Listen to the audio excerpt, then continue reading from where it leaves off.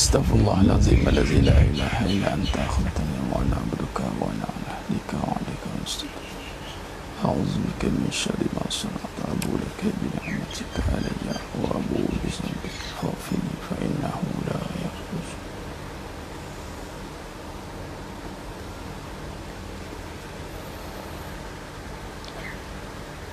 Assalamualaikum warahmatullahi wabarakatuh.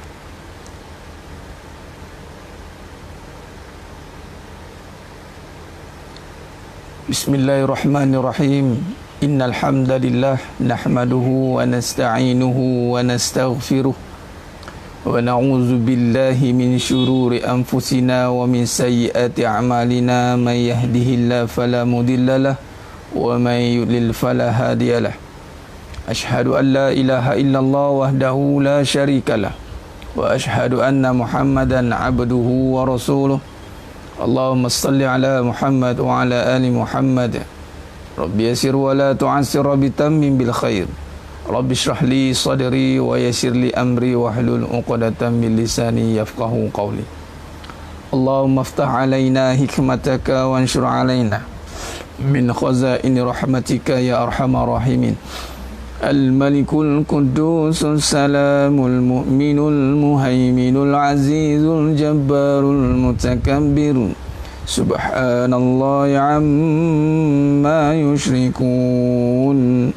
Wallahul khaliqul bari'ul musawwiru lahul asma'ul husna. Yusabbihu lahu ma fis samawati wal ardh wa huwal azizul hakim. ولا حول ولا قوة إلا بالله العلي العظيم ولا منجا من الله إلا إليه أما بعد. Alhamdulillah, alhamdulillah summa alhamdulillah likulli ummatin wa alhamdulillah fi kulli hal. Alhamdulillah, syukur pada Allah SWT. Sidang penonton senajma mata Allah SWT, mudah-mudahan kita semua tergolong dalam golongan hamba-hambanya yang benar-benar bersyukur. Amin ya rabbal alamin. Alhamdulillah, bersua lagi kita pada pagi yang penuh barakah ni. Kita masih lagi dalam waktu duha dan kita berada dalam majlis ilmu. InsyaAllah niatkan kita nak menuntut ilmu, dan seperti mana yang telah saya katakan sebelum ini, niatkan kita sentiasa dalam keadaan menuntut ilmu. Hidup ini kita kena isi ada amalan yang dipanggil pahala, amalan yang dapat dengan pahala niat. Rugi kalau kita tak niatkan diri kita ini untuk sentiasa menuntut ilmu. Nak menyatakan sebagai rugi kita tak niatkan diri kita untuk menuntut ilmu. Jadi kita kena niatkan setiap masa yang ni pahala niat. Sepanjang kita niat nak menuntut ilmu, maka sepanjang itulah pahalanya mengalir. Subhanallah. Dan juga rugi kalau kita tak niatkan sementara menunggu waktu solat. Rugi. Jadi jangan lupa untuk sementara menunggu waktu zuhur, jadi kita mengisi waktu kita ini dengan amalan-amalan atau perkara-perkara yang mendatangkan pahala. Terutama contoh kita menuntut ilmu ini, antara strata ataupun kedudukan tingkatan amalan ni. Tingkatan amalan yang ada tinggi fadilat itu menuntut ilmu, malah kewajipan. Apatah lagi ilmu yang kita sedang kaji ataupun kita berada sekarang ni adalah ilmu tentang kajian tauhid dan tasawuf di dalam kehidupan. Itu satu tuntutan yang sangat dituntut untuk kita sama-sama mendalami, memperhalusi, menghayati akan tarif ataupun akan makna sebenar kehidupan bersandarkan kepada tauhid dan tasawuf. Sudah penonton senang jemaah mata Allah SWT. Khair, alhamdulillah hari ini kita masuk ke 14 Ramadan. Pejangan celik kita dah nak masuk ke second half, dah nak masuk separuh masa kedua lah ikutkan. Kalau pecah pada 30 hari, kita dah masuk dah nisfur Ramadan, dah nak masuk pertengahan Ramadan. Malam ni masuk 15 Ramadan. Subhanallah. Dan kita pun telah berada pada fasa PKP ni, dah nak masuk 3 bulan tak silap saya kan, dah masuk 2 bulan lebih, 50 hari lebih. Jadi malah kita masih lagi dalam PKP B. PKP B, Perintah Kawalan Pergerakan Bersyarat. Namun mana-mana yang telah mengikuti kuliah atau bicara ilmiah bersama dengan saya dari awal PKP itu, kita telah tukar. PKP itu bermaksud Perintah Kawalan Perasaan. Jadi kita akan lancarkan PKP ini sehinggalah selagi hayat di kandung badan, sehinggalah kita menuju pada Allah SWT, kembali ke rahmatullah. PKP tetap berlangsung dan dijalankan. Malah kita akan pergi pada PKPB, Perintah Kawalan Perasaan bersungguh-sungguh. Kerana memang tujuan kita hari ini, mana-mana amalan itu, suruhan, itu sebenarnya nak menundukkan perasaan, nak menundukkan nafsu, nak menundukkan kita punya emosi, agar biar kita hidup tidak bersandarkan perasaan, tapi kita hidup bersandarkan kebenaran. Kita mengawal perasaan, kita menundukkan perasaan, maka barulah berjumpa dengan kebahagiaan, insya-Allah. Khair. Jadi alhamdulillah, di sementara kita menunggu sahabat-sahabat kita yang lain untuk masuk ke kelas kita ni, alhamdulillah kita bicara online, bicara duha, bicara ilmiah duha online, maka bantu saya untuk sebarkan, share, tekan share dan like. Yang mana dah follow, alhamdulillah, tekan button like sebagai tanda sokongan kepada usaha dakwah. Mudah-mudahan pahala like pun dapat, sebab suka kepada jalan agama, maka dapatlah pahala suka tu, pahala suka pada jalan agama, kan?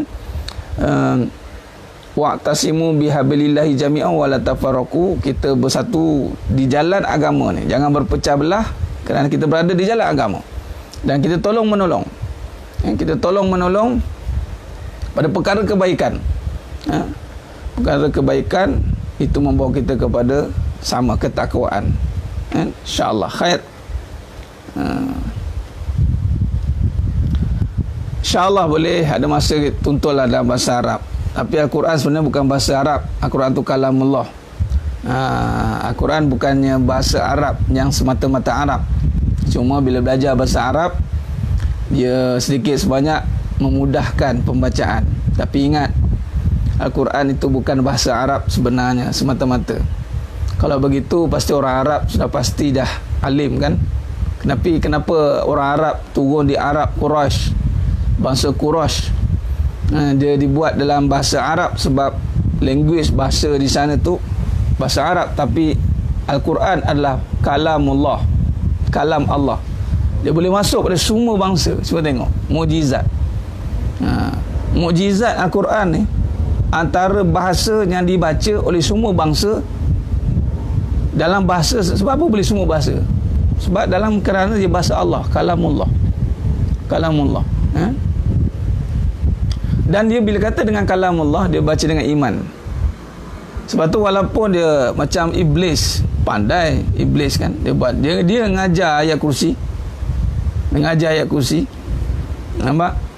Mungkin dia mahir dalam uslub-uslubnya, nahwu sarah, balaghahnya.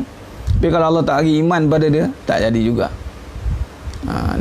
Jadi bahasa-bahasa Al-Quran ini adalah bahasa-bahasa kekuasaan. Memang perantaranya bahasa Arab, tapi di sebalik itu adalah bahasa-bahasa ataupun petanda-petanda. Sebab membaca Al-Quran itu bermula dengan hati, bukan dengan lisan. Sebab dia termasuk rukun iman. Dia bukan rukun Islam. Rukun iman percaya pada kitab, percaya pada kitab, kan, kitab. Nampak? Bila percaya dengan kitab, beriman dengan kitab, itu kena dengan iman. Kalau rujuk dalam surah Al-A'raf 179, Suratul A'raf 179, laqad zara'na li jahannama katsiran minal jinni wal ins lahum qulubun la yafqahuna biha. Nampak? Aku akan penuhkan, Allah kata, neraka Jahannam di kalangan jin dan manusia. Lahum, yang ada, qulubul la yafqahuna biha, ada hati tak nak memahami. Sebab tu baca Al-Quran, Iqra, malah baca Al-Quran itu, kalau tengok permulaan kalimah atau permulaan ayat tu bermula dengan suratul Fatihah. Suratul Fatihah bermula dengan Bismillahirrahmanirrahim, dengan nama Allah. Kalau rujuk kepada perbahasan kita, Iqra, wahyu yang pertama turun kepada Nabi SAW, itu adalah wahyu yang menyuruh baca dengan nama Allah. Iqra bismi rabbikal ladzi khalaqa. Rabb yang mana? Bismillahirrahmanirrahim.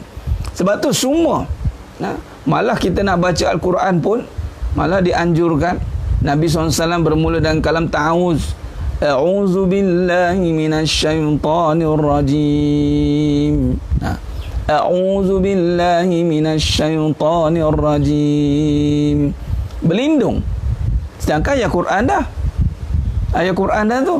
Kenapa nak berlindung? Sebab nanti jin yang kafir atau iblis, mereka pun pandai baca Quran. Mereka pun pandai. Iblis tu bukannya orang yang tak reti bahasa, dia reti. Sebab itu Al-Quran ada yang ditafsirkan, yang diolah, yang mana mengikut sedap rasa, ikut nafsu.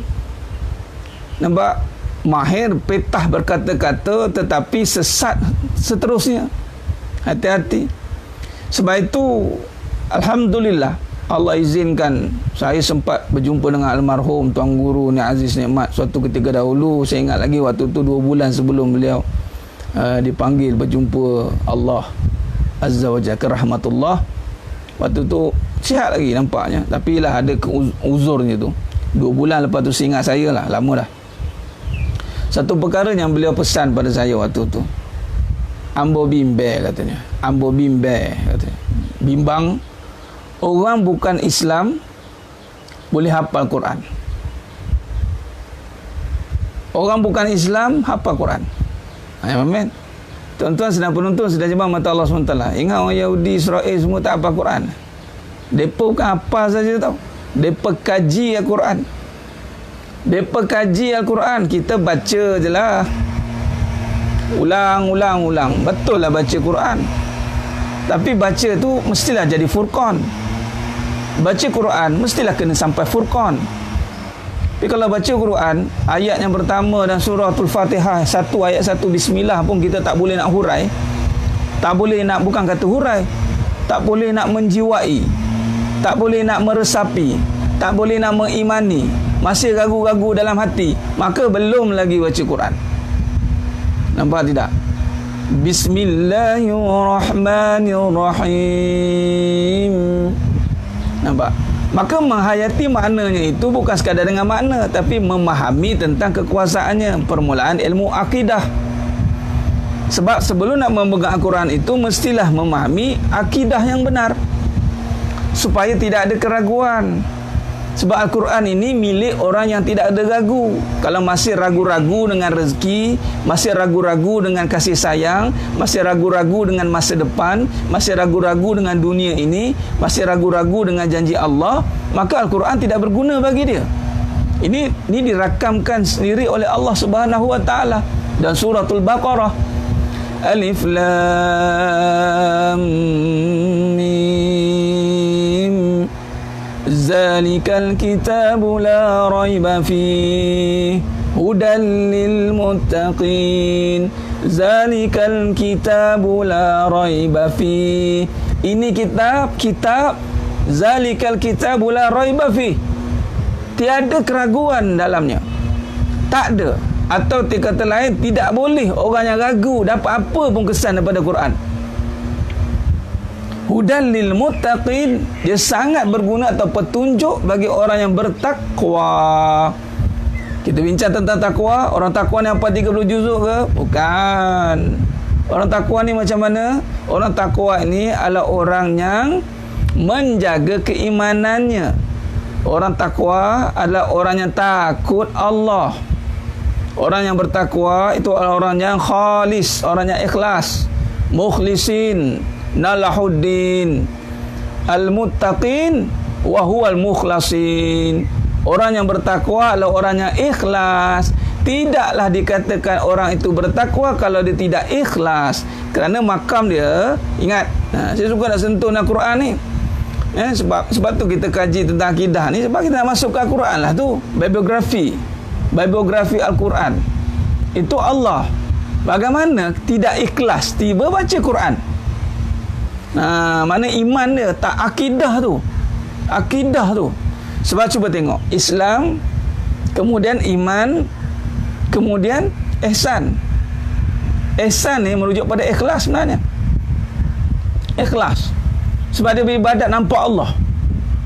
Dia bukan nampak makhluk dah, dia nampak Allah. Kalau tak nampak pun Allah tengok dia buat, bukan orang tengok. Iman, Islam, iman, ikhlas, baru akan jadi muttaqin. Ikhlas, orangnya muhsin, muhsinin, ihsan, orang yang nak menjaga keikhlasan, itu adalah orang yang menjaga iman. Orang yang menjaga keimanan, bayangkan hari ini duk riak masih ada, masih tak lepas lagi ini. Bab perbincangan ikhlas masih tunggang langgang lagi. Maknanya bukan kata tak boleh sentuh Quran, tapi maknanya jangan sampai kadang-kadang Al-Quran itu menjadi satu fitnah kembali kepada umat Islam. Satu perkara yang hanya sekadar tulisan tetapi tidak menjadi pegangan.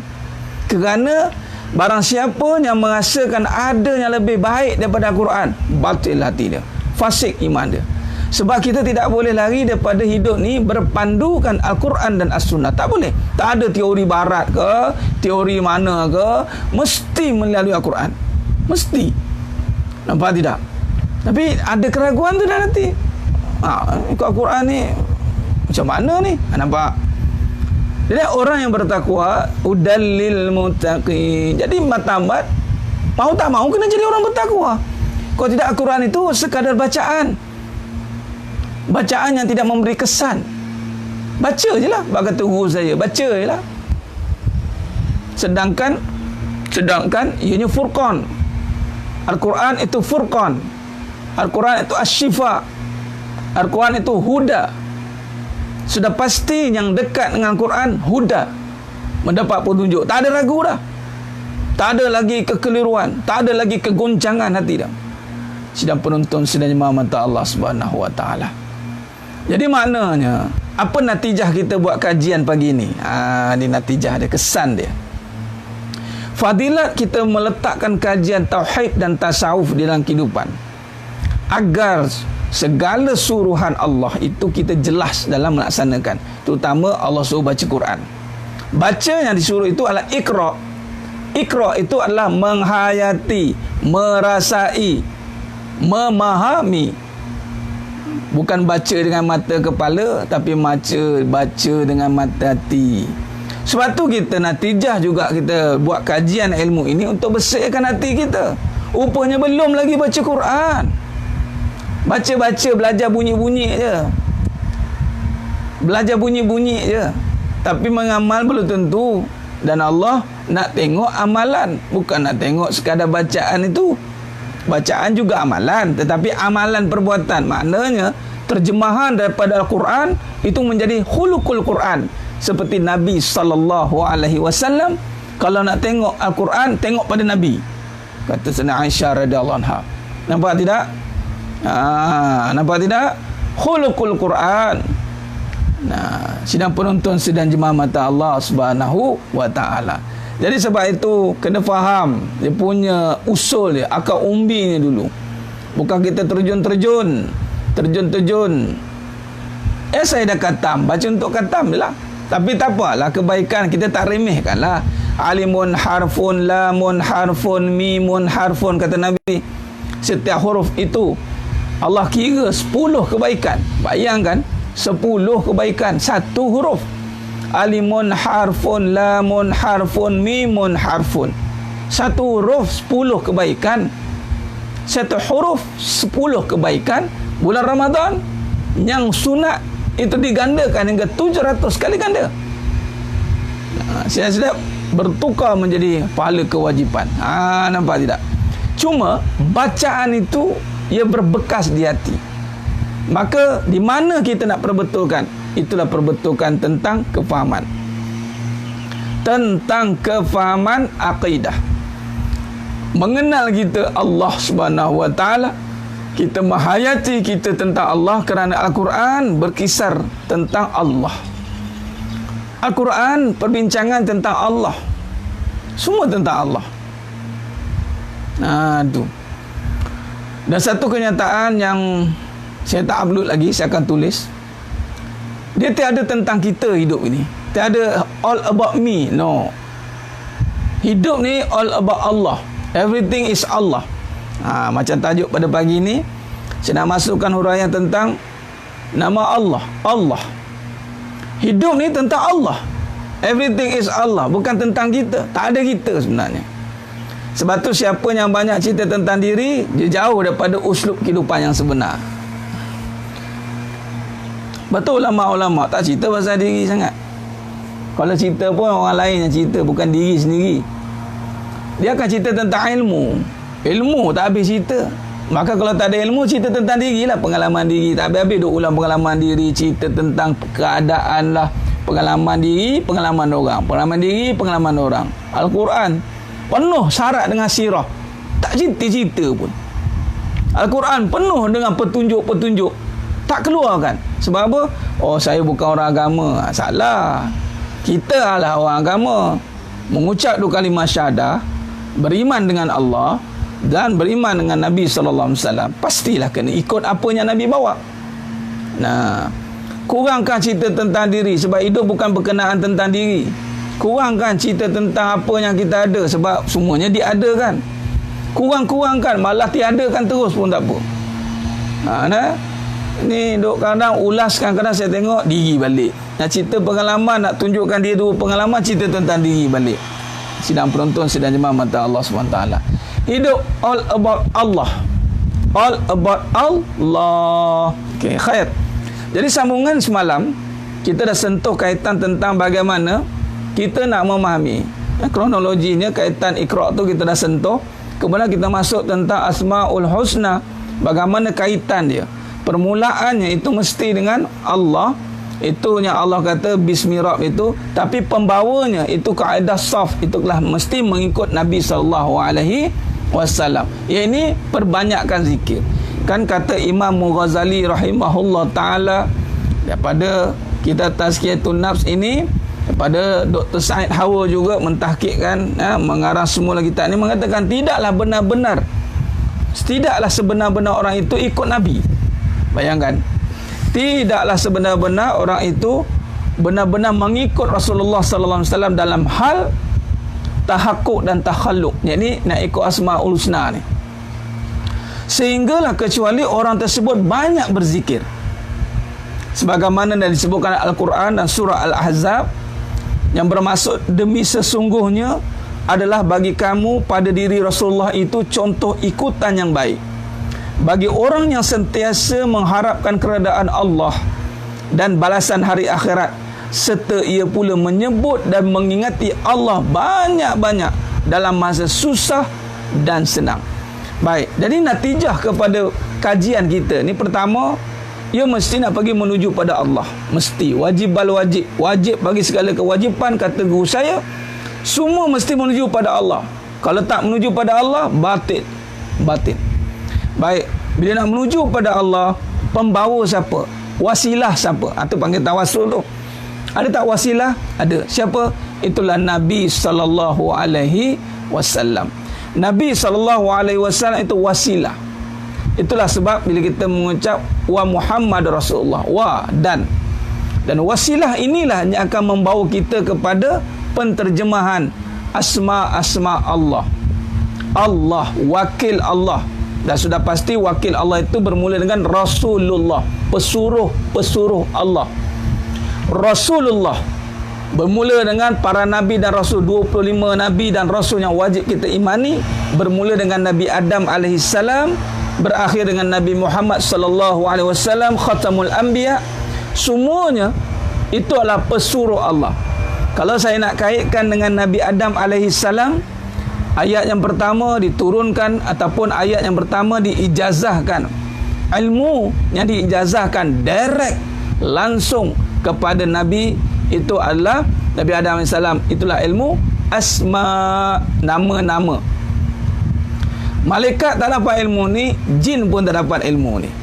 Jin itulah iblis, dia iri, dia dengki. Kenapa aku tak dapat ilmu ni? Ilmu representatif ataupun ambassador ataupun wakil Allah. Ilmu, nama ulama dalam Al-Mufassirin, Tafsir Al-Munir kata, Tafsir Ibn Katsir kata, dalam ayat surah Al-Baqarah ayat 31, wa'allama Adam al-asma'a kullaha summa 'aradahum 'alal malaikah. Ketika Allah ijazahkan, Allah ajar Nabi Adam AS sendiri, wa'allama Adam al-asma'a kullaha. asma'akul laha. Bila kata asma nama-nama benda, malah ulama menyatakan nama-nama yang tertinggi di kalangan nama benda itu adalah nama pencipta. Itulah nama bermula dengan Allah. Allah itu isim, nama. Allah, kalimah Allah itu isim. Allah itu kalau bincang lagi itu pergi pada zat. Tapi ulama mensyarahkan dalam qawaid Islamiyah ini yang merujuk kepada nama Allah itu adalah ismu azim. Allah, nama Allah. Sebab tu kalau kita rujuk dengan suratul Alaq, bermula dengan wahyu yang pertama, tengok nampak tak? Rasulullah, wakil Allah tu. Wakil-wakil Allah ni membawa nama-nama Allah dan hukum-hukum Allah. Membawa nama-nama Allah maknanya iman lah. Dan hukum-hukum Allah maknanya syariat lah. Iman dan amal lah. Hukum-hukum Allah, nama-nama Allah. Tak bawa nama diri, tak ada. Nabi Adam AS tak bawa nama diri, tak bawa. Torik nubuwah itu tidak bawa nama diri, semua nama Allah. Tapi bila kata Taghut, yakni yang lawan Allah, itu bermula dengan iblis, penghulu bagi segala kejahatan seluruh alam. Itu adalah membawa nama diri. Dia nampak diri. Ananiyah dia panggil, keakuan. Ana khairu minhu, aku lebih baik dari dia. Aku lebih baik dari dia. Aku tu, keakuan atas sifat tu. Nabi Adam AS dan terus susu jalurnya terus ke Nabi Muhammad SAW tidak membawa nama diri. Sebab tu Nabi SAW tidak berkata melainkan illa wahyu yuha. Nabi SAW tidak pernah mengenengahkan pendapat peribadi. Nabi SAW tidak menengahkan pengalaman hidupnya. Walaupun Nabi SAW mendapat wahyu umur 40 tahun. Nabi SAW mendapat wahyu umur 40 tahun.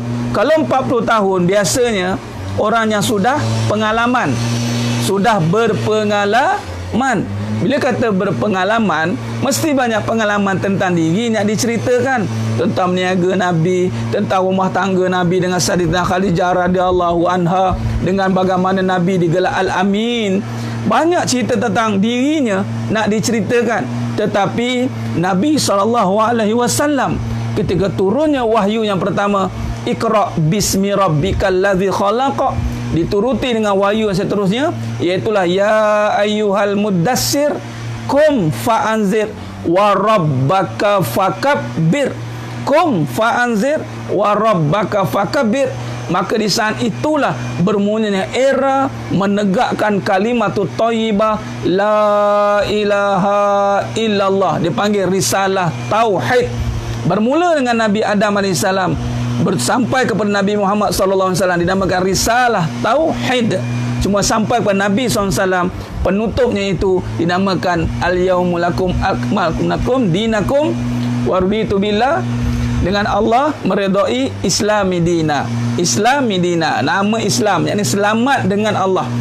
Nampak? Nabi semua bawa nama Allah. Sebab tu ideologi ataupun mana-mana kaedah yang representatif nama diri, hati-hati. Banyak tunjuk tentang diri. Sedangkan hidup ini tentang Allah. Aku kaya, betul? Salah-satunya, aku kaya, aku pandai. Ini penggunaan sifat-sifat itu. Kita tak akan mengakulah aku Allah. Tu gila lah tu.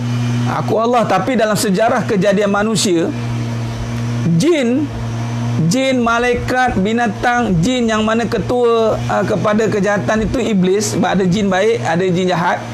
Jin jahat maksudnya jin kafir. Jin kafir ini presidennya iblis. Tak pernah lagi mengaku Tuhan.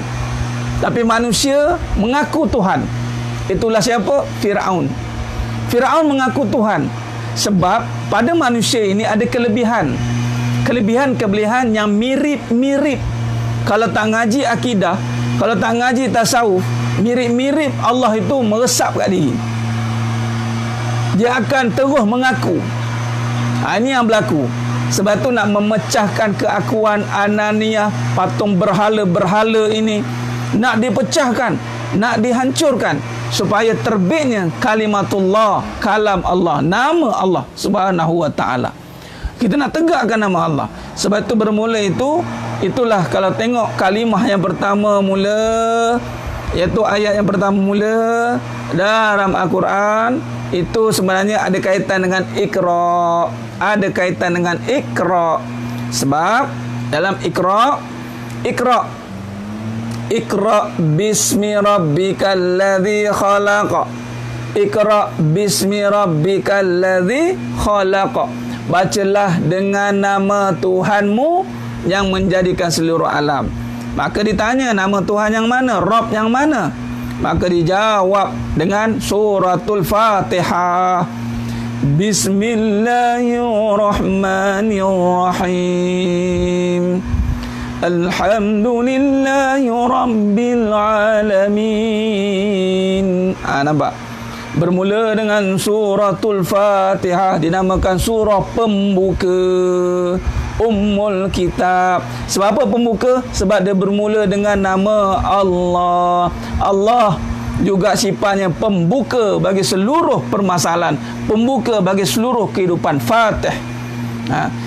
Bismillahirrahmanirrahim. Alhamdulillahi Rabbil Alamin. Ar-Rahmanir-Rahim. Maliki Yaumiddin. Iyyaka na'budu wa iyyaka nasta'in. Ihdinas siratal mustaqim. Siratal ladzina an'amta 'alaihim ghairil maghdubi 'alaihim waladdallin. Amin. Nampak? Jadi maknanya sekarang, kalau kita lihat jawapan bermula suratul Fatihah, bermula dengan nama Allah. Bermula dengan nama Allah. Rabb, bismi Rabb. Rabbnya mana? Rabb yang bermula dengan nama Allah. Bismillahirrahmanirrahim. Bismillahirrahmanirrahim. Nampak? Allah, Ar-Rahman, Ar-Rahim, Al-Malik. Alhamdulillahi Rabbil Alamin. Ar-Rahmanir-Rahim. Maliki Yaumiddin. Nampak tidak? Fokus kepada perbincangan. Saya tak nak ada pergi sangkut paut dengan benda lain. Sebab ini ujian. Mengaji bab akidah, kita tak tahu keadaan macam mana. Ada je benda-benda yang mengganggu, sabar je lah banyak-banyak. Ya. Kita pun tak expect apa yang berlaku, maka kita sabarlah. Ya. Dia ngaji akidah, mestilah ada cabaran dia. Kalau ngaji akidah sedap-sedap je, tak jadilah. Nama pun iman tu ujian. Nampak? Fokus kepada pengajian kita. Kalau tak dengar, pakai earphone. Itulah. Saya sini dah lower high pitching ni. Dah high pitching ni. Dah. InsyaAllah. Mudah-mudahan Allah bantu kita. Baik. Maka di sini bismillah, fokus. Bismillahirrahmanirrahim. Dengan nama Allah, dengan nama Allah. Maka hidup dengan nama Allah. Ya, dengan nama Allah yang Maha Pemurah lagi Maha Mengasihani. Baik, maka di sini nama Allah. Maka sambung daripada hadis semalam, daripada hadis Al-Imam Bukhari, Muslim, Tirmizi, riwayat Abu Hurairah radhiyallahu anhu, daripada riwayat Imam Ibnu Majah. Inna lillahi tis'ata wa tis'ina asma man hafizaha dakhala al-jannah wa inna Allaha witru yuhibbul witr. Riwayat Ibnu Majah. Ya. Okey. Baik. Allah itu mempunyai 99 nama. Barang siapa menghafalnya, ia masuk syurga. Sesungguhnya Allah itu maha ganjil, tidak genap dan cinta pada yang ganjil. Nah, itu ada yang pertama tentang Allah. Nabi beritahu innallah, Allah itu. Jadi innallah bermaksud merujuk pada ismi. Bismi, dalil dia ambil dekat bismillah ya, sebab ada orang jangan keliru. Sebab ada orang je menyatakan ngaji tentang Allah itu dia ingat kita cuba bendakan Allah. Jangan terpengaruh dengan dipanggil tajasus. Minta maaf bukan tajasus tu. Dia panggil apa? Mutasyabihat, menyama-nyamakan dia. Jangan kan? Silap, bukan tajasus, mutasyabihat. Dan dia cuba menyamakan hati-hati. Apa yang kita bincangkan ini itu adalah luar daripada perbincangan zat. Kita tidak berbincang tentang zat, tapi kita nak memahami dengan nama, asma dan sifat. Seperti mana kita ngaji tentang sifat 20. Jauh tidak kita berfikir tentang kebendaan. Sebab tu tidak boleh gunakan akal fikiran semata-mata. Sebab itu dia bermula dengan iman. Bila kata iman, itu bermula dengan keyakinan tanpa memikirkan kebendaan. Dia tidak berbincang tentang kebendaan. Sebab tu kena buang dulu. Kena tiada diri. Kalau nampak diri, tu mula benda. Sebab Allah je mula nak disamakan dengan benda. Maksudnya ada dirilah. Ada dirilah tu. Dia tak boleh ada diri, tidak boleh ada makhluk. Dia khalik je. Bila khalik habislah. Tak ada lah. Sebab Allah tak. Sebab tu dia ada kalimah la ilaha illallah. La ilaha illallah. Kita pergi pada rukun nafi isbat dulu sekejap. La ilaha illallah. La ilaha illallah. Rukun nafi dan rukun isbat. Sebab tu sebelum kita memahami nama-nama Allah, kan kena mengucap dulu. Kan kena syahadah. Jadi rukun syahadah. Rukun syahadah itu, rukun syahadah itu adalah menafikan la ilaha illallah. La ilaha illallah. Sebab tu kena nafi dulu. Tak boleh. Selagi tidak nafikan, maka selagi itu dia menyamakan. Jangan main. Ya, mujassimah. Ini pahaman-pahaman begini hati-hati ya. Tapi saya yakin yang dalam insya-Allah memahami, faham dengan keimanan. Kita tak nak lagi bagi contoh-contoh yang kekeliruan ya. Baik, kita faham begitu. Sebab bila kita ikut tarik Nabi, asma siddiq, cek kebenaran ya. Menafikan sifat pada benda. Bukan menafikan sifat benda. Menafikan sifat pada benda. Contoh, la ilaha illallah. Tiada ada sifat, tiada ada sayang pada benda. Sayang hanya pada Allah. Tiada ada Allah. Allah itu sendiri. Nama tu tiada boleh sama pada yang lain. Laisa kamitslihi syai'. La mawjud bihaqqi illallah. Clear tu baru boleh masuk nama-nama Allah. Kalau tidak, disebut Allah dia mula akal terbang. Masa akal ni masih belum lemah. Mana akal ini masih belum lemah, belum syarat dia. Walaupun nanti kita akan menggunakan akal juga untuk memikirkan kebesaran Allah, tetapi syaratnya mesti lemahkan akal dulu. Akal ni kena lemah dulu. Dia tidak boleh mula. Itu datang kekeliruan tu. Okey, khair, selesai bab tu. Maka dalam hadis lain, riwayat Imam Tirmizi nak menambahkan bahawa Allah ini bermula dengan Allah, bismillah tu, bismillah isim tu dengan nama Allah. Nama Allah bukan Allah saja, tapi nama Allah itu kata Imam Tirmizi memberikan tambahan dan riwayat berikut, iaitu wallahu allazi la ilaha illahu. Hadis riwayat Imam Tirmizi. Ini yang panjang, hadis tentang Asmaul Husna. Wallahu allazi la ilaha illahu الملك القدوس السلام المؤمن المهيمن العزيز الجبار المتكبر الخالق البارئ المصور الغفار القهار وهاب رزاق الفتاح العليم القبيض البسيط ذو الخفيض ذو الرفيع ذو المعز المذل السميع البصير الحكيم المذل السميع البصير الحكام العدل اللطيف الخبير الحليم العظيم الغفور الشكور العلي الكبير الحفيظ المقيت الحسيب الجليل الكريم الرقيب إلى الأخير إلى الصبور. Hadis ni susunan sehinggalah habis ke sabur rauful malikul mulk zul jalali wal ikram as-sabur. Nampak susunan ini Nabi susun dah. Sebab tu Asmaul Husna itu bukan susunan lagu. Lagu, jangan ingat lagu dia sudah. Dia dah muktabar daripada hadis, daripada riwayat Imam Tirmizi. Dah ada susunannya. Maka itulah yang dikatakan menghafal itu kita dah syarahkan semalam, yakni nama-nama yang baik, yakni mengingatinya, menghadirkan makna dan kefahaman dalam jiwa. Itu tadi tu kita tak nak sekadar sebutan, kita nak memahaminya. Itu ada 99 nama Allah Taala, itulah dia. Riwayat Imam At-Tirmizi. Khair, sidang penonton, sidang jemaah yang mata Allah SWT.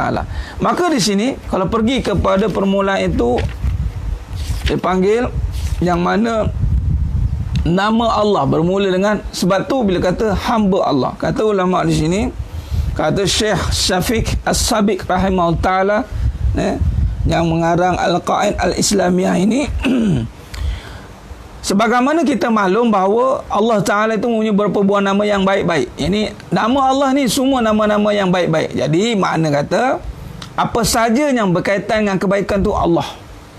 Sebab tidak boleh kita kaitkan dengan keburukan. Tidak boleh. Asal nama Allah mesti berbalik pada kebaikan. Tetapi dia juga memiliki sebuah nama yang teragung. Nama-nama ada 99, tapi ada nama yang teragung. Ada je nama agung. Dan di antara semua nama itu, yang jikalau dengan nama itu dia memintai, pastilah permintaan itu akan dikabulkan. Ni Nabi aja. Sebab tu jangan cuba-cuba nak guna pakai nama Allah tanpa ada kefahaman yang jelas. Khair. Di antara semua itu, jikalau dalam banyak-banyak nama 99 ni, ada ulama syarahkan, ada nama Ismul Azim, nama agung. Apa dia? Mari kita baca. Jikalau kita pakai nama ini, dia memintai, pastilah permintaan itu akan dikabulkan. Dan jikalau sesuatu doa dipanjatkan dengan menggunakan nama tersebut, maka doa itu akan diluluskan. Subhanallah. Mengenai nama Allah Ta'ala Al-Azim, yang ini teragung, itu disebut dalam beberapa hadis. Di antaranya sebagainya tercantum di bawah ini. Kata Al-Musannif, kata periwayat ini, yang meriwayatkan atau menukilkan ini. Jadi yang pertama daripada Abu Buraidah radhiyallahu an, yang bermaksud suatu ketika Nabi SAW mendengar seorang lelaki berdoa dan ia berkata, faqala wallazi nafsi biyadihi laqad sa'alallahu bi asmihil azim allazi idza du'a bihi ajaba wa idza su'ila bi ata. Apakah dibaca? Ni lelaki ni baca, Nabi dengar. Dan Nabi mengesahkan. Apa Nabi lelaki ni baca satu kali tu, Nabi terdengar orang minta dengan nama Ismul Azim ni. Apa dia? Ini salah satu riwayat. Allahumma inni as'aluka bi anni ashhadu annaka antallahu la ilaha illa antal ahad as-samad allazi lam yalid wa lam yulad wa lam yakul lahu kufuwan ahad. Nampak? Bermulanya ada satu kali itu Buraidah radhiyallahu anhu berkata, meriwayatkan satu kali Nabi mendengar wasallam rajulan yad'u wa huwa yaqul. Ada seorang lelaki ni doa. Dia doa dengan apa? Allahumma inni as'aluka bi anni ashhadu annaka antallah. Engkaulah Allah. Nampak? Antallah, mana Allah ni nama. Antallah, mana sifat asma dan mewakili ismu azim. Antallah. Kemudian disambung lagi, la ilaha illa anta al-ahad as-samad allazi lam yalid wa lam yulad wa lam yakun lahu kufuwan ahad. Suratul Ikhlas. Sebab tu sebelum ni kita ngaji tentang Suratul Ikhlas dulu. Nampak? Kita ngaji tentang Suratul Ikhlas, baru kita nampak. Itu salah satu. Baik. Ini syarahnya. Para alim ulama ada khilaf. Tapi di sini saya bacakan je. Saya bacakan apa perbincangan mereka. Menentukan nama teragung bagi Allah SWT, tetapi yang rajih dapat dianggap kuat dan baik digunakan sebagai pegangan dan pedoman ialah pendapat mengatakan bahawa nama teragung yang dimasukkan itu ialah merupakan kalimat yang tersusun dari beberapa buah nama Allah Subhanahu wa ta'ala. Jikalau kalimat ini digunakan oleh seseorang untuk berdoa kepada Allah Ta'ala dengan melengkapi semua syarat berdoa yang ditentukan menurut peraturan syariat, maka Allah mengkabulkan doanya tersebut.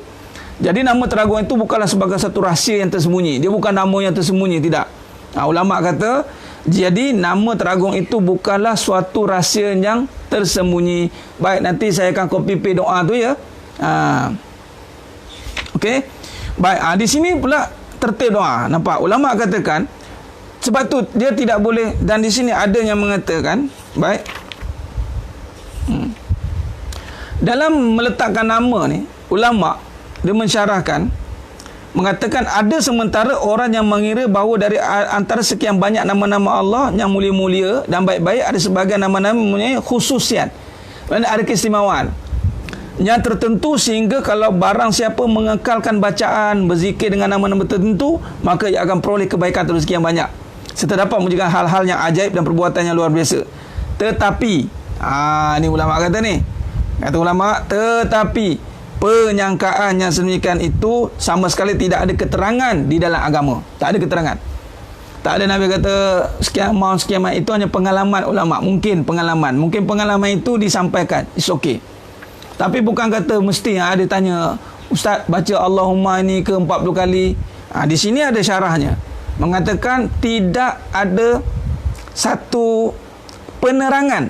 Bukan maksudnya bukan ajaran, penerangan. Maknanya tak ada berapa kali. Sebab tu hati-hati, sebab tu dia tidak boleh ambil begitu je. Dia macam ubat lah. Ubat jangan ambil terus makan. Dia ubat, dia ada aturan dia. Dia mesti dapatkan daripada khidmat, daripada doktor. Doktor cakap makan sekian-sekian. Jangan main. Sebab tu dia kata kena ambil sanad. Tu dipanggil tarikat lah tu. Sanad zikir. Dia mesti ada sanad dia. Mesti. Tu kalau sanad itu melibatkan zikir-zikir yang ada bilangan-bilangan tertentu. Jikalau ada yang dapat sanad-sanad bilangan tu melalui guru-guru yang muktabar, tafadhal lah, silakan lah. Tapi jangan ambil doa amal, baca-baca. Siap-siap sebut saja, jangan. Letakkan nama Allah ni di tempat yang tinggi. Ismul Azim, nama Allah. Cuma di sini kalau nak pakai, baik kita bacanya ada syarahannya. Apanya? Itulah yang ada kaitan namanya sekali. Seperti apa tadi? Saya ulang lagi. Antallah la ilaha illa anta al-ahad as-samad allazi lam yalid wa lam yulad wa lam yakul lahu kufuwan ahad. Maknanya bukan nama stand alone tu, dia gabungan. Ulama kata nama yang ada gabungan. Syarat berdoa. Di sini ulama mengatakan jikalau kalimat ini digunakan oleh seorang untuk berdoa, sebab tu jangan berdoa tu main sebut dia, tak. Berdoa kepada Allah dengan melengkapi syarat-syarat berdoa. Melengkapi syarat-syarat berdoa yang ditentukan menurut peraturan syarak. Doa ni, sebab tu ada yang faham mengatakan sebut je doa. Tak. Kalau sebut doa, jenuh kita sebut semua dapat. Tak, doa ni dia ada pengkhususan dia ibadah. Jadi bila mana nak pakai nama Allah, ibarat macam kita nak jumpa tuanku lah. Bukan main sebut-sebut nama main ikut dan. Kita ada waktu tertentu dia, ada adab dia, ada dia punya kaedah dia. Antaranya inilah dia. Antara yang Nabi ajar ni di sini. Al-Buradah radhiyallahu anhu kata, bukan Nabi ajar tapi Nabi dengar. Dan Nabi kata apa? Laqad sa'alallahu bi ismihil azim. Nabi mengiyakan sesungguhnya dia telah meminta dengan nama Allah yang agung. Orang yang baca tadi, lelaki yang baca tadi, antallah la ilaha illa antallah. Baca antallah, Allahumma, baca dulu kan, Allahumma as'alukallah, aku minta pada Allah, antallah, kaulah Allah, la ilaha illa anta, nafikan, la ilaha illa anta, as-samad, al-ahad, surah Al-Ikhlas, al-ahad, as-samad, lam yalid walam yulad walam yakul lahu kufuwan ahad. Nampak gabungan itu, dia jadi sempurna. Dan Nabi dengar, laqad sa'alallah, Nabi dengar, laqad sa'alallah, aku dengar dia dah minta bi ismihil azim. Dia dah dengar Nabi kata, itulah dia mendengar orang itu berkata Allahumma ini asluka tadi, bahawa dia telah meminta, bahawa dia minta dengan nama Allah yang azim. Maka Buraidah melanjutkan keterangan demi mendengar itu. Kata Buraidah radhiyallahu anhu lagi, lalu Nabi bersabda, Nabi sambung, demi zat yang jiwaku ada di dalam genggamannya, Sesungguhnya orang itu telah memohon kepada Allah dengan nama yang teragung, yang apabila dipanjatkan doa dengan menggunakan nama itu, maka Allah mengkabulkan, dan apabila dimintai pasti akan diberinya. Subhanallah. Mari kita sama-sama amalkan. Boleh. Ini Nabi suruh baca, Nabi suruh gunakan. Khair. Hadis di atas, doa tadi pada hadis riwayat Abu Daud, Tirmizi, An-Nasai dan Ibnu Majah. Kata Syekh kepada Al-Musannif penulis Abu Hasan Al-Maqdisi mengatakan bahawa sanad dari hadis tidak ada mencela di antara para hadis yang dikenamaan, dan belum lagi satu yang lebih baik dari hadis ini yang membicarakan soal nama Allah, dan ianya ada hadis sempurna. Al-Hafidh Ibn Hajar berkata inilah hadis yang paling rajih, yang menang dan berhubungan dengan ini nama Allah yang teragung Al-Azam. Jadi kalau ditilik dari segi sanadnya, untuk disilakanlah memulai perbahasan kitab-kitab yang lain. Maka tadi itu adalah doa yang boleh diamalkan. Nanti saya akan copy paste, saya akan bagi dekat page nanti insya-Allah. Saya akan share. Maknanya saya ulang sekali hadis tadi, yakni Buraidah melanjutkan keterangan bila kata lelaki tadi baca apa tadi? Allahumma inni as'aluka bi anni ashhadu annaka antallahu la ilaha illa anta al-ahad as-samad alladzi lam yalid wa lam yulad wa lam yakul lahu kufuwan ahad. Artinya, ya Allah, sesungguhnya aku mohon padamu dengan pengakuan bahawa aku menyaksikan Engkaulah Allah yang tiada Tuhan selain daripadamu, Maha Esa, Maha diperlukan, yang tidak beranak dan diperanakkan, yang tiada satu pun setara dengan Engkau. Nampak? Itu surah Ikhlas. Maka dijawab, disambung oleh Buraidah, sebab Nabi lanjutkan lagi perbahasan hadis tadi. Nabi kata, demi zat yang jiwaku ada di dalam genggamannya. Subhanallah. Nabi kalau kaitkan dengan nama Allah dengan satu perkara yang ada syadid ni, Nabi akan mulakan demi zat yang jiwaku ada di dalam genggamannya. Sesungguhnya orang itu telah memohon kepada Allah dengan nama yang teragung. Yang apabila dipanjatkan doa dengan menggunakan nama itu, maka Allah akan mengkabulkannya, dan apabila dimintai pasti akan diberinya. Subhanallah. Maka tak betul lah apa yang kita cakap, apa kita itu belum doa lagi, Puan Makhrina Adam. Jadi itu yang saya kata lah, itu sebab ada campuran dengan law of attraction lah, apa semua tu. Lintasan belum lagi. Berdoa ni permintaan yang perlukan adab. Permintaan.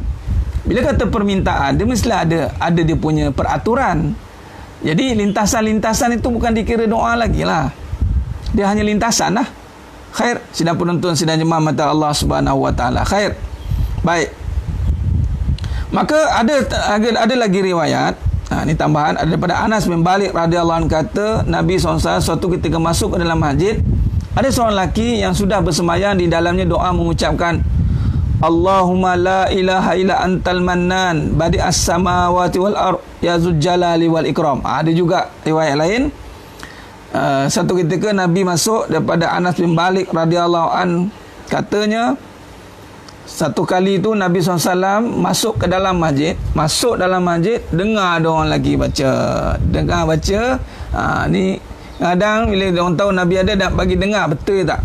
Betul tak? Jadi ya betul, alhamdulillah. Kalau dah amalkan doa tu bagus. Semua kita tak nak ambil doa tu terus-terus amal. Sekarang ni kita amalkan doa ni bukan sebab ada hajat-hajat yang lain-lain. Kita belajar, bila kita belajar nama Allah, kita jumpalah doa ni. Ada orang dia cari doa sebab ada benda. Memang Allah akan bagi. Kita ni jangan tertipu dengan, dan surah Al-Fatir ayat 5. Siapa boleh kopi surah Al-Fatir ayat 5? Cuba kopi surah Al-Fatir ayat 5 sekejap. Surah Al-Fatir ayat 5. Saya nak kaitkan dengan tadi. Saya nak kaitkan dengan amalan asma Allah. Saya cuba meletakkan perbincangan yang mesti ada dipanggil rantaian susu jalur dia. Doa ni boleh dapat search kat YouTube ataupun ngaji boleh dapat. Tapi kita sekarang ni kita nak tengok kedudukan nama Allah. keluar doa ni sebab kita nak tahu kedudukan nama Allah, bukan kita nak tengok hajat kita sebenarnya. Bila kita baca, baru kita nampak subhanallah, nama Allah. Nampak macam tu. Ada orang dia tengok hajat dia dulu. Ya, ada orang dia tengok hajat dia dulu, kemudian baru dia cari Allah. Betul lah tu, tak salah. Tapi adakah itu dikatakan benar-benar nak Allah? Ni yang bahaya ni. Sebab tu dengan Allah itu dia pergi kepada bersih. Memang ada hajat, tapi adakah permintaan itu bermula dengan akidah yang benar? Tapi Allah bagi juga. Ni surah Fatihah 5 ada jawapan dekat situ.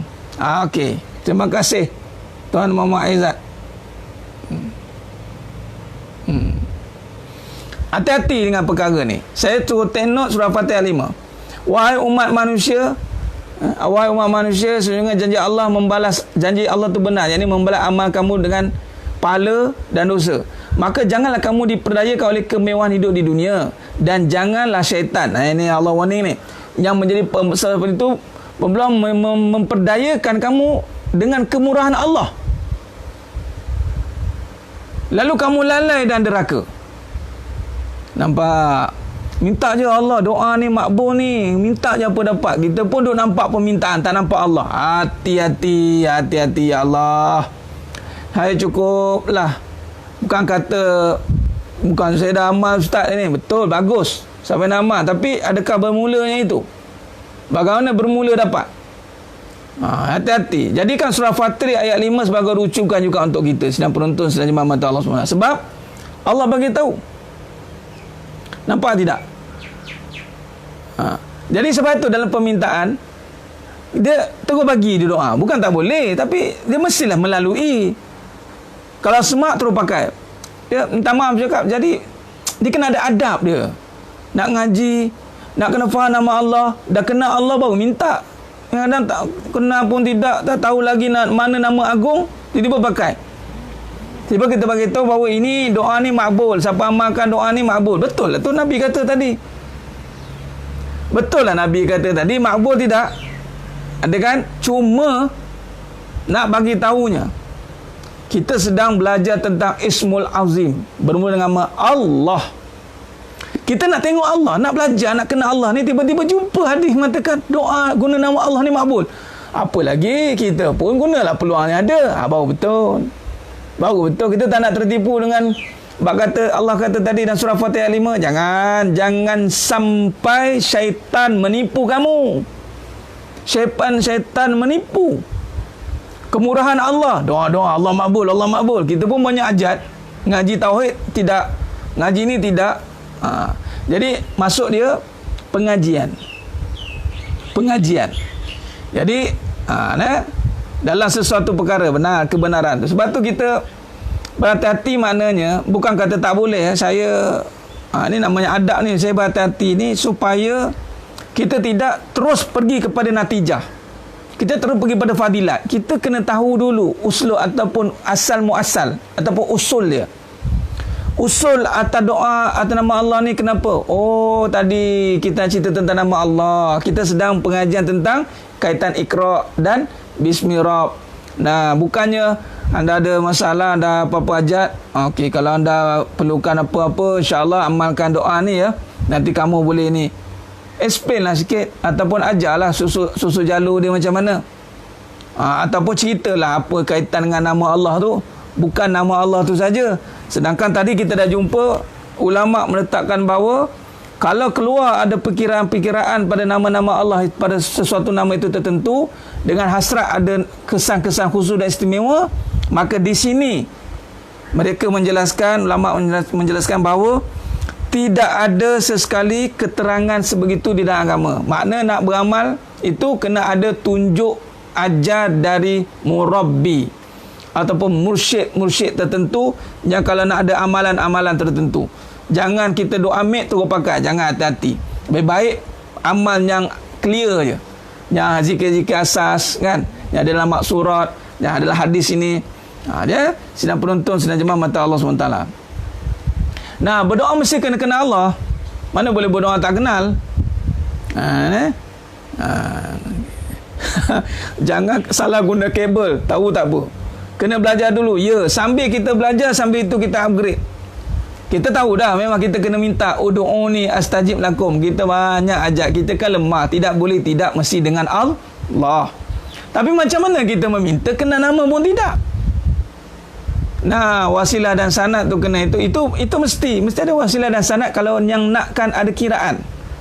Sebab tu saya bila kata dikira wallahu alam, saya tak berani nak komen, kena tanya guru yang mengijazahkan. Kita pergi ke situ. Kita pergi pada kaedah memahaminya. Kaedah menghayati, sebab yang dianjurkan di sini hadis yang begitu terang, yang begitu jelas. Daripada hadis mana tadi kita baca? Daripada hadis riwayat Tirmizi, daripada Abu Hurairah radhiyallahu anhu tadi, barang siapa menghafalnya dakhala jannah. Hafal ni maksudnya kita nak menghayati. Secara tidak langsung bila kita menghayati, memahami, kita akan faham nanti insya-Allah. Nah, insya-Allah. Ijazahkan ini itu ya kalau melibatkan bilangan-bilangan tertentu. Jadi saya tiada ijazah untuk pada bilangan-bilangan tertentu sebab saya tak ambil ijazah untuk bilangan-bilangan tertentu itu. Kalau ada guru lain insya-Allah fadal maskura. Cuma pada permintaan doa tu ada yang sebagai contoh la haula wala quwata illa billahil aliyil azim. Wala manja minallah illa ilaih. Dan sekarang ni tengah dapat untuk amal ada ijazah suratul ikhlas, tapi nanti sebab belum habis lagi, dia kena 50,000 kali suratul ikhlas. Kalau dapat tu boleh rasa kongsi insya-Allah 50,000 kali suratul ikhlas. Habis 50,000 kali wiridnya, baca dia ulang dah habis baru bagi tahu. Panjang tu. Berapa lama nak ambil masa? Khair. Jadi kita sambung tadi hadis tadi daripada hadis daripada Anas bin Malik radhiyallahu an. Khair. Maka di sini pada hadis Anas bin Malik radhiyallahu anhu berkata tadi, Nabi SAW satu ketika itu masuk ke masjid, kemudian dengar ada seorang lelaki baca apa? Baca doa Allahumma la ilaha illa antal mannan badi'us samawati wal ard ya zul jalali wal ikram. Artinya ya Allah yang tiada Tuhan melainkan Engkau, melainkan Allah, Engkau adalah Maha memberi karunia, Maha pencipta langit dan bumi, Maha memiliki keagungan dan kemuliaan. Dan Nabi sambung pada hadis tadi, demi Nabi SAW mendengar, ketika Nabi mendengar kalimah itu, ayat itu, beliau SAW bersabda, pergi kau jumpa ke orang itu. Ya.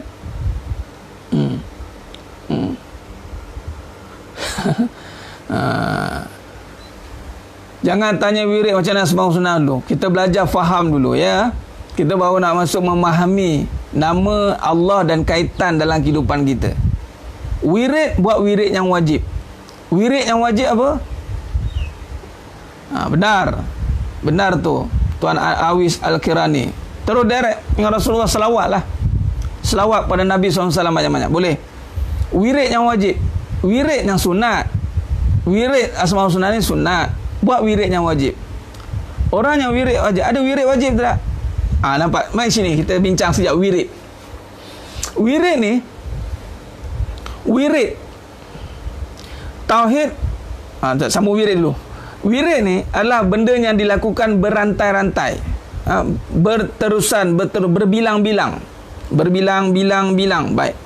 Ada yang wirid sunat, wirid wajib, wirid sunat.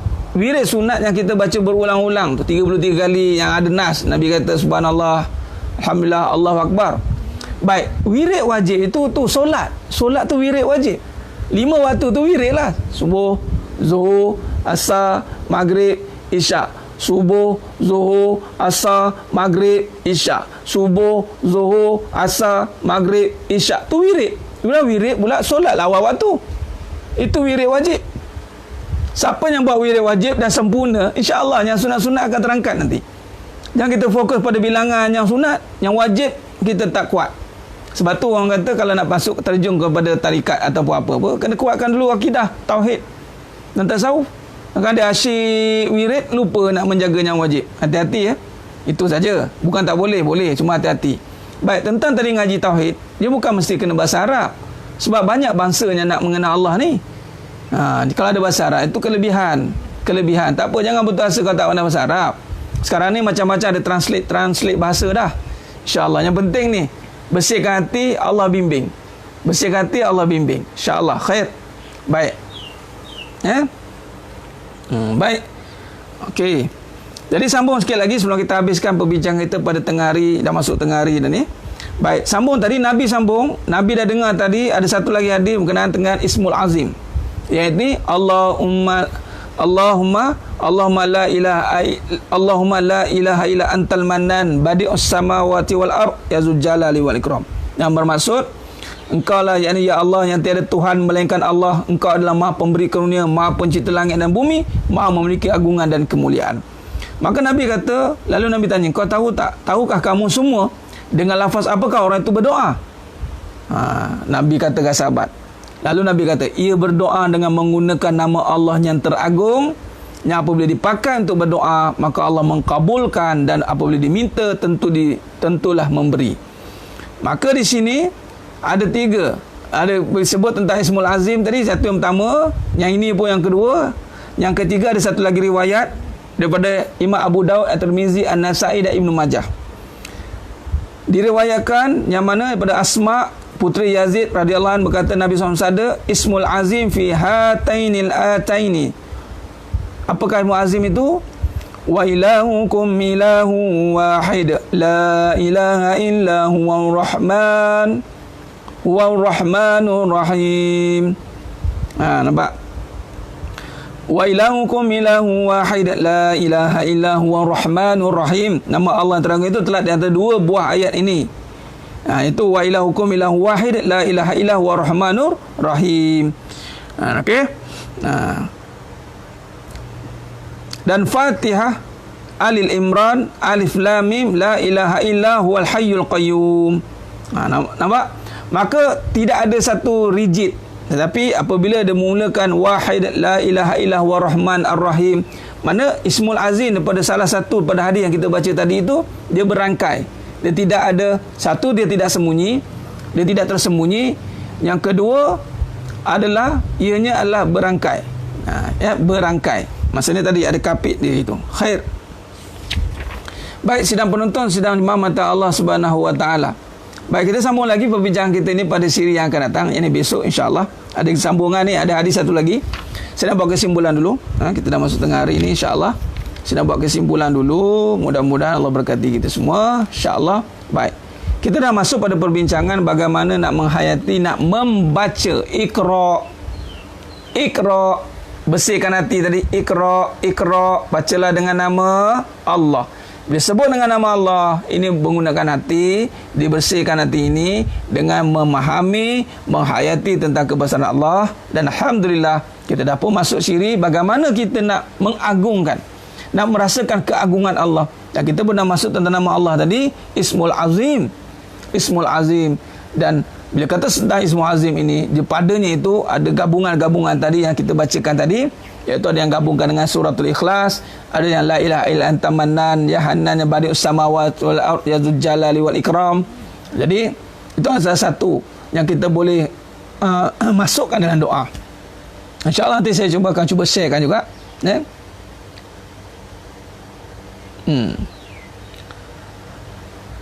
Dia bermula tadi, Ismul Azim bukan ayat kursi itu, tetapi nama itu. Dia permulaan tadi, wa ilahukum ilahu wahid la ilaha illa huwa rahmanur rahim Allahu la ilaha illa huwal hayyul qayyum. Itu menceritakan. Ada nanti kita akan syarah juga tentang ayatul kursi insya-Allah. Cuma bila sebut nama saja tanpa membaca ayat kursi pun, nama tadi itulah bermula dengan tadi, Allahumma antallah la ilaha illa anta as-samad ahad as-samad lam yalid wa lam yulad wa lam yakul lahu kufuwan ahad. Tu contoh tadi. Ismul Azimnya adalah Allahumma la ilaha illa antal mannan badi'us samawati wal ard ya dzul jalali wal ikram. Dan juga Ismul Azim yang Nabi kata wa ilahukum ilahun wahid la ilaha illa huwa rahmanur rahim. Jadi kita cuba memahami tentang nama-nama Allah. Nama Allah tu, Allah tu sini, nama Allah itu Ismul Azim yang merujuk kembali kepada kebesaran Allah Subhanahu Wa Taala. Khair. Jadi fahamlah sikit ya. Doakan, insya-Allah semua yang kita doakan mudah-mudahan Allah bimbing kita lah. Bila kita dah masuk dalam majlis ilmu, mana Allah dah bimbing kita lah ni, insya-Allah. Mudah-mudahan tinggal lagi kita nak istiqamah dalam menuntut ilmu dan mengamalkan, insya-Allah. Jadi terima kasih banyak sidang penonton, sidang jemaah mata Allah SWT atas kesudian meluangkan masa bersama-sama kita pada pagi ini, insya-Allah. Khair. Ya boleh lah. Kalau ada kata dalam TV kata ijazahkan, qabil tu lah, terimalah. Boleh lah. Cuma ada lebih baik ijazah itu bukan sekadar bagi macam tu, tapi ada penerangannya. Itu lebih baik. Ijazahnya ada penerangannya. Mesti ada penerangannya. Kita jangan ambil tanpa ada penerangan, bimbang kita nanti ada keraguan. Semua kita nak yakin, itu saja ya. InsyaAllah ulang-ulang dengar benar. Ulang-ulanglah dengar. Ilmu ini perlu diulang dan ulang. InsyaAllah mudah Allah berkati kita, insyaAllah. Khair, terima kasih banyak. Mudah-mudahan Allah berkati kita semua. Ramadan Karim, Allahu Akram. Doa Allah istimewakan kita hinggalah ke akhirnya dengan hidup dengan Allah, insyaAllah. Khair. Jadi cukup setakat itu saja. Aku qouli hadza wa astaghfirullahazim li wa lakum wa billahi taufiq wal hidayah. Assalamualaikum warahmatullahi wabarakatuh. Kita tangguh dengan tasbih kafarah dan suratul As. Subhanakallahumma wa bihamdik, asyhadu an la ilaha illa anta, astaghfiruka wa atubu. Bismillahirrahmanirrahim. Wal 'asr innal insana lafi khusr illa alladhina amanu wa 'amilus solihat wa tawasaw bil haqq wa tawasaw bis sabr. Wallahu a'lam bissawab. Takbir, Allahu akbar.